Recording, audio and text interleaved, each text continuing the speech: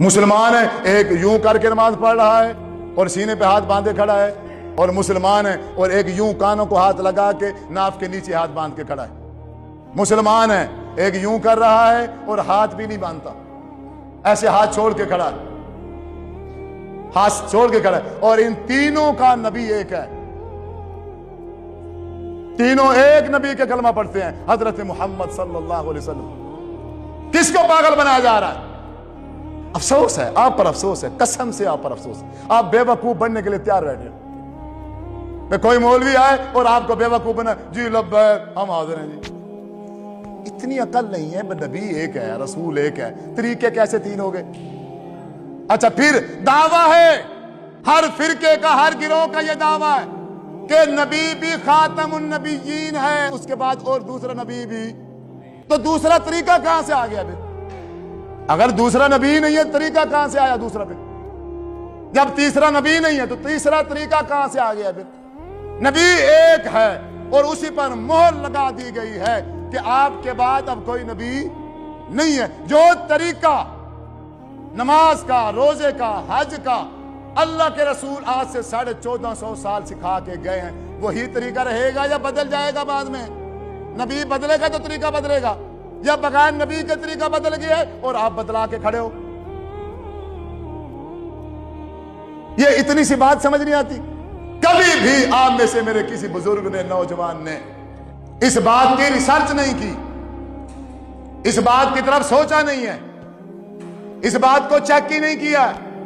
اہل حدیث کے گھر میں پیدا ہوا بچہ اہل حدیث ہے، اہل دیوبند کے گھر میں بچہ پیدا ہوا وہ دیوبندی ہے، اہل سنت والوں کے ہاں پیدا ہو گیا وہ سنی ہے، اہل تشیع کے گھر میں پیدا ہو گیا تو وہ شیعہ۔ تو مرزائیوں کے گھر میں جو پیدا ہوتے ہیں وہ مرزائی، عیسائیوں کے گھر میں جو پیدا ہوتے ہیں وہ عیسائی، یہودیوں کے گھر میں جو پیدا ہوتے ہیں وہ یہودی۔ تو تم نے کون سا تیر مار رکھا ہے پھر؟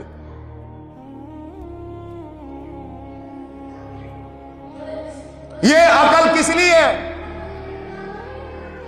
اللہ تعالیٰ نے شعور دیا ہے، دماغ دیا ہے، کس کے لیے؟ دماغ اور شعور دینے کے ساتھ ساتھ آسمان سے کتاب بھی اتار کے بھیج دی ہے۔ آخر نبی حضرت محمد صلی اللہ علیہ وسلم کو بھی مبعوث فرما دیا ہے۔ ہٹ جاؤ ان مولویوں کے پیچھے سے، ہٹ جاؤ۔ زندگی کے آخری لمحے تک میں یہ بات کروں گا، کوئی جان کی پرواہ نہیں ہے، اس دل میں ایمان ہے بس۔ اب ایمان اور جان کوئی برابری نہیں ہے، ایمان کو زندہ رکھیں گے انشاءاللہ میرے رب نے چاہا، کوئی پسند کرے نہ کرے، کوئی بلائے یا نہ بلائے۔ روزی روٹی کا مالک کون ہے؟ اللہ کی ذمہ داری ہے، اللہ روزی بھی دے گا، اللہ گھر بھی دے گا۔ اللہ نے سورۃ ہود میں فرمایا ہے، اے انسان جب تم مر جائے گا تیری قبر کی ذمہ داری بھی میری ہے۔ کچھ نہیں چاہیے مجھے، ایمان مل جائے اس کے علاوہ کچھ نہیں چاہیے۔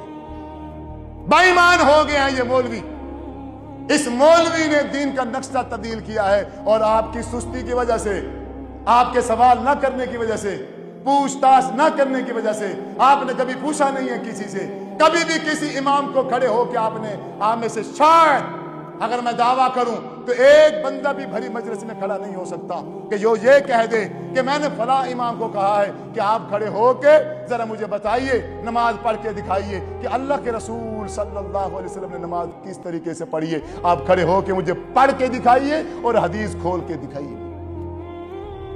ہے اس پوری مجلس میں، پوری مسجد میں کوئی ایک بندہ ہے کہ جس نے کسی امام کو ایسے کھڑا کیا ہو اور اس سے طریقہ سیکھا ہو اور ساتھ میں کہا ہو یہ جس طریقے پہ تم پڑھ رہے ہو یہ حدیث کی کس کتاب میں لکھا ہوا ہے، ساتھ وہ بھی دکھاؤ؟ ہے مسجد میں کوئی ایک بندہ ہے؟ دیکھو تعداد دیکھو، بندہ ایک بھی نہیں کھڑا ہوا۔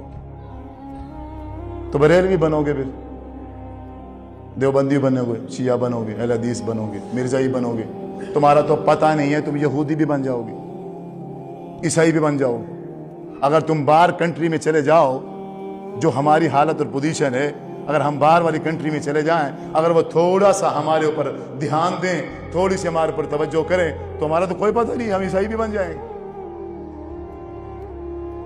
جب ایمان نہیں ہے دل کے اندر، جو مرضی بنا لو، کیا فرق ہونے والا ہے؟ یا صرف ادھر ایمان کا لیول لگا ہوگا تو پھر فرق بنے گا؟ کیا خوبصورت بات کہی تھی میرے نبی نے، میری امت میں ایک وقت آئے گا کہ مسلمان میں اور کافر میں کوئی فرق نہیں ہوگا۔ مسلمان اور کافر ایسے ہوں گے جیسے پاؤں کے دو جوتے ہوتے ہیں، شکل بھی ایک جیسی، سائز بھی ایک جیسا، صرف فرق کیا ہے؟ یہ دایاں ہے اور یہ بایاں ہے، اس کا نام یہودی ہوگا اور اس کا نام مسلمان ہوگا، کرتوت دونوں کے، نہ ایمان ادھر ہے نہ ایمان ادھر۔